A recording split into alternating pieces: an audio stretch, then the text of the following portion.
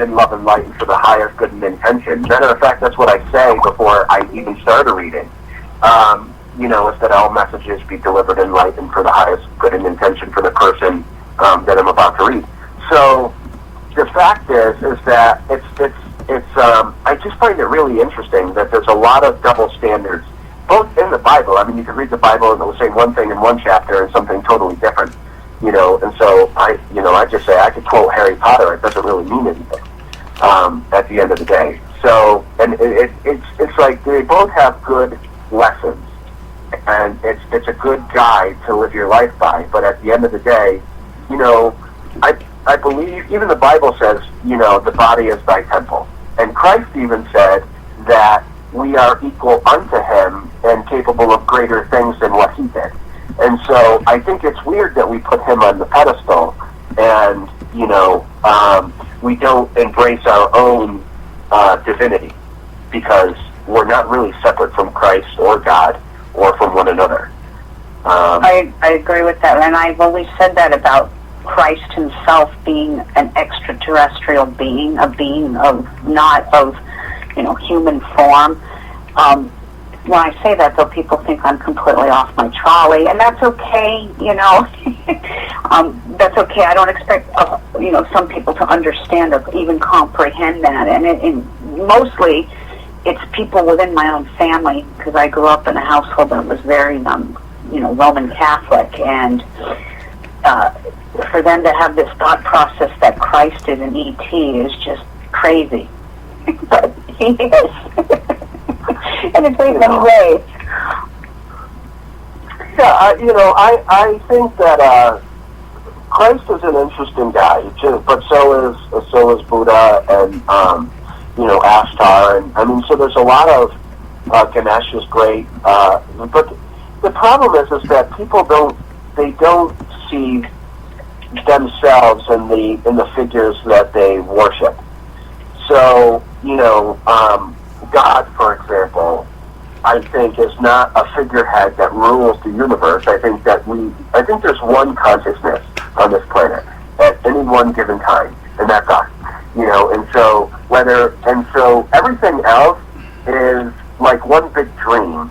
So my dialogue with you tonight is me having a dialogue with myself, so that I can have a better understanding of myself and some aspects of myself that I don't wish to acknowledge. Right? So I think that if you approach every conversation that you have, you approach it with eagerness and desire to hunger for the new knowledge that you're about to get. And you also approach it from a place of respect. So it doesn't become about what the race of that person is or, what their religion is, because none of that really matters. That's all human stuff. But at some level, we're all consciousness, and we're all the same consciousness. We're not separate. So there's no time and space where I end and you begin. And that's just a projection of the mind. As a matter of fact, science has proven that we don't see through our eyes, and they're more of a projection of the unconscious mind. So, I think that it's a fascinating thing, and we're getting into quantum physics is huge, but I don't want to make your head spin with it. But, it is, there's far more out there than what most people realize. And I've always known it because I grew up with, angels and fairies and spirits and being able to communicate telepathically with animals. So to me, it was sort of like everybody else that said that they were normal and they didn't experience that was like paranormal to me. Like the people that don't experience life the way that I do.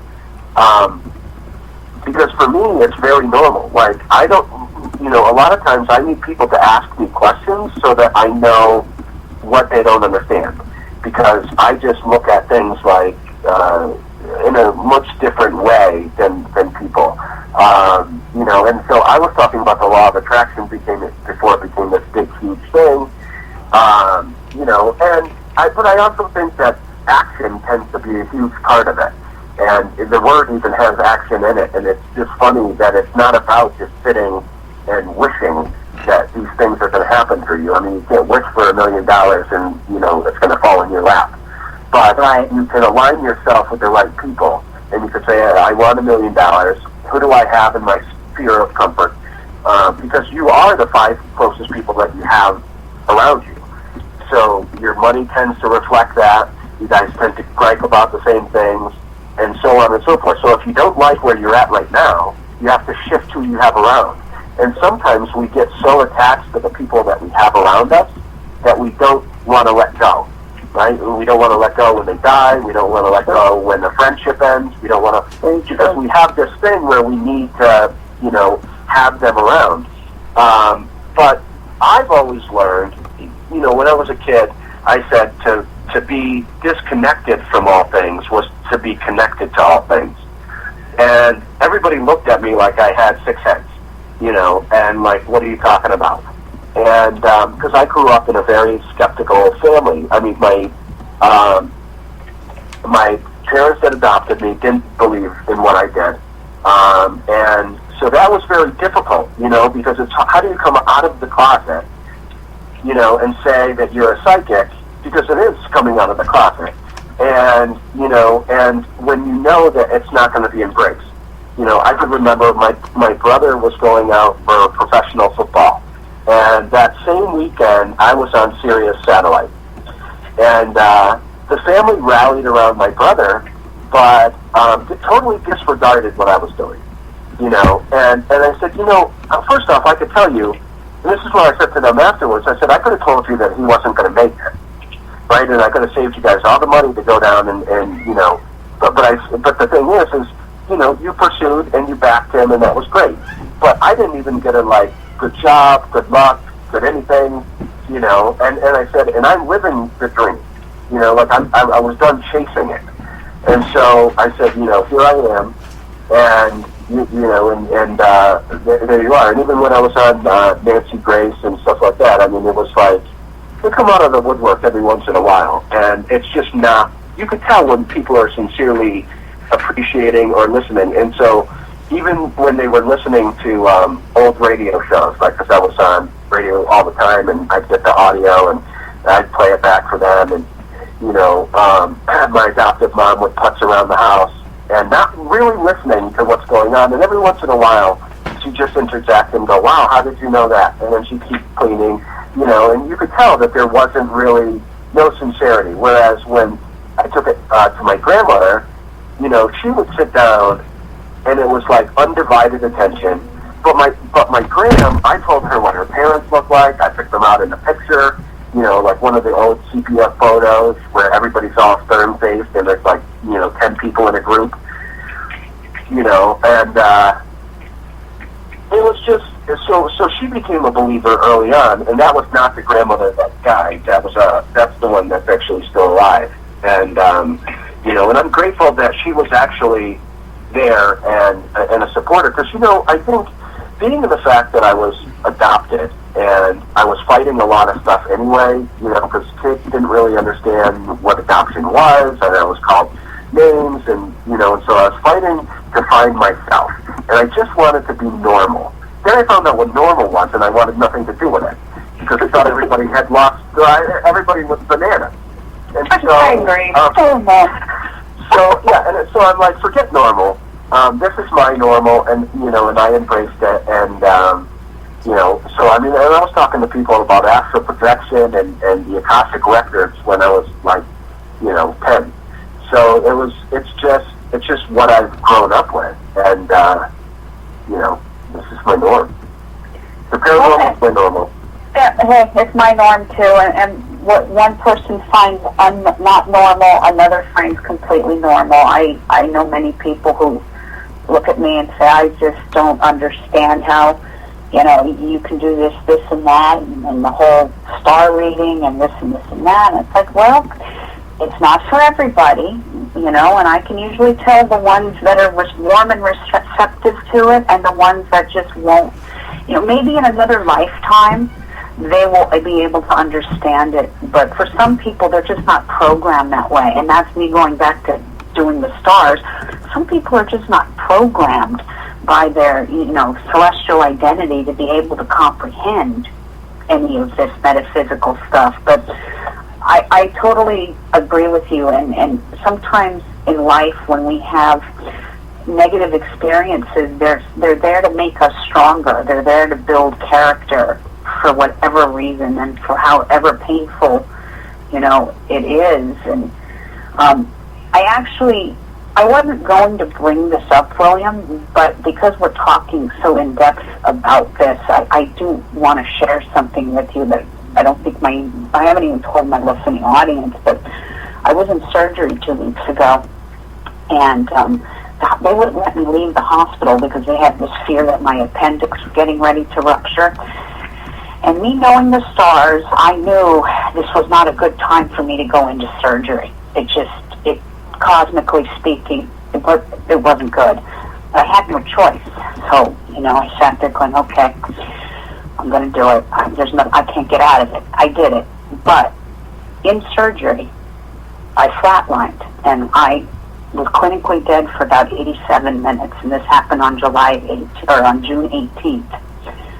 In those 87 minutes, and I've never had this experience before in my life, and this is an experience that has built character. It's something that I'm probably going to write a book about eventually in the very near future. But I didn't physically see him, but I heard him, my dad, coming to me saying, "You're going back. It's not your time. You have a mission. You have to continue on. You cannot come with me. You cannot." It was just the weirdest thing.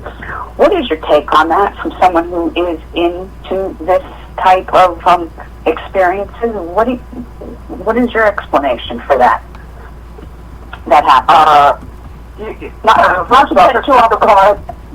Yeah, but it's not the first time that stuff like that has happened. The fact is that if you pass before your time, you'll come back. And right. So, and people flatline in surgery all the time. Now, the doctors don't necessarily tell them when they come out, "Hey, by the way, you died, and we brought you back." Sometimes they do, sometimes they don't. Sometimes people just come back with the awareness that that's what happened. And in your case, because it was almost, it sounds like you were heading towards the light, or you were going to cross over, mm-hmm. and and then you were halted, and sent back. So it's just, I mean, that's a normal thing. If you're heading in that direction and it's not your time to go, somebody tells you, make a U-turn. And it's not, it's not Siri. It's somebody that you know and love, and Now, it's a little surprising that you just heard his voice and you didn't see him, or you didn't see, or you didn't walk back with you. I didn't see him. I actually felt like I was in headlights, that blinding. Oh, yeah. Yeah, I just sat there. I was in like this, everything was white. It was white light all around, and I felt my eyes were like squinting almost. And, I've talked to other people, and they said, "We didn't see yourself having surgery." I said, "No. It wasn't like that, because I have talked to people who have had outer body experiences, but all I could do is hear his voice coming out of the light. It was just the most bizarre thing." You probably hadn't even walked far into the light, No. The brightness is early on, and then it becomes like swirling colors and love, and it's a totally different experience. As you're going, and then you have the afterlife review, which you didn't even get close to. So very interesting. And I've heard a lot of other stories about a lot of other people that, some things happen and they come back and they have certain powers that they never had before, whether it's, telekinesis or anything. That's not happening to me. I would make sure I'd let somebody know that. But it's just interesting, I kind of wanted your take on that, since you're a very metaphysical soul, and my understanding is you have a degree in metaphysical science. Is that correct? Mm-hmm. Wonderful. Doctorate.